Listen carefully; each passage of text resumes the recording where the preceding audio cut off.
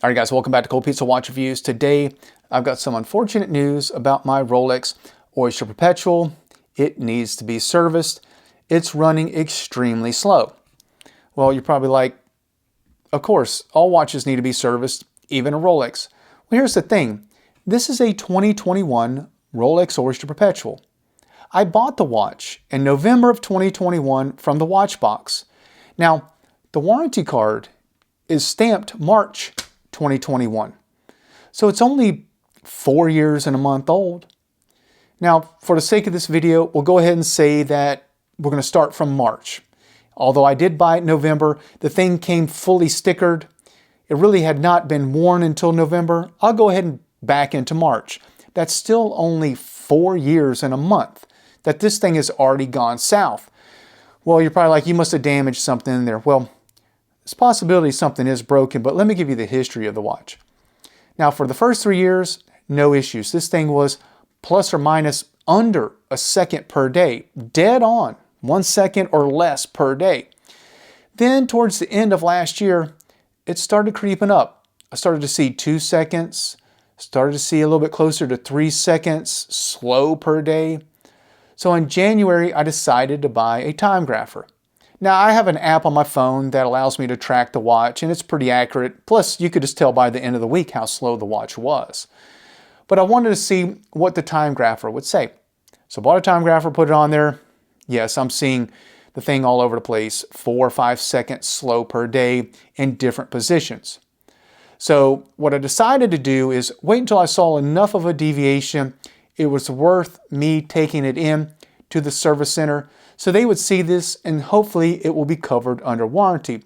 But what I'm going to show you today is the data that I just shot on the Timegrapher this morning so you can see how bad this thing is performing. So what I did is I did 6 different positions. Now I'm going to start with dial up. Now we see this looks pretty good. We're getting plus 2 seconds per day. Now let's flip it to dial down. Again, not bad. We're seeing minus 3 seconds per day. That's not too bad. Can live with that. So let's try crown up. Now we're seeing minus 11 to minus 17 seconds per day. That's not too good. So we'll flip it over to crown down, and it's all over the place. I'm getting plus 4 to minus 11 seconds per day. Next is crown left. We're getting minus 13 seconds per day. Next is crown right. We're getting minus 13 again per day. Now, I want you to know each time I'm flipping the watch, I'm waiting 5 minutes. I'm letting this thing settle out. I don't flip it and then shoot this video. So yes, it would be erratic if you flip the watch back and forth, but I'm letting it settle out, just letting you know that out there. This is extremely disappointing. The watch isn't that old. It's never been abused. Now, yes, there are a lot of things in there that could be torn up, and I'm not going to speculate on what's wrong with the watch. That's what the watchmaker is going to do. Now, this is the newer caliber, the 3230, and they do have an increased power reserve of 70 hours. So this watch typically does have a slower amplitude, which doesn't mean there's anything wrong with it. But for a new movement by Rolex to just completely crap out after 4 years is very disappointing. You would have thought that there would have been more research and development into this thing. Now, we're going to find out what's going on with this thing. I'm taking it to the service center tomorrow morning, and I'm going to leave it with the watchmaker there. Now, this could be several months before I get a report back, or they tell me what's wrong, or it's ready.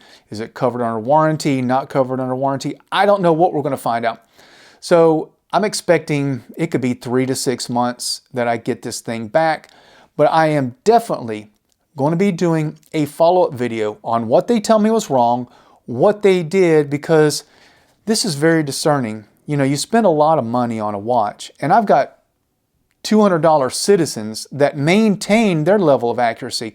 They might not be the most accurate watch, but when I put them on the Timegrapher, they always fall right where I expect them to fall. They're not deviating like this Rolex has over this short period of time, and this is 4 years. Rolex on their website, they say that they recommend every 10 years service the watch. If I wait 10 years on this thing, it's going to be several minutes slow. So if there is an issue with this movement, again, a lot of speculation, I hope Rolex would have addressed it. Now, is it just dry oil? That shouldn't happen after just 4 years. We'll see. I don't know what they're going to come back with.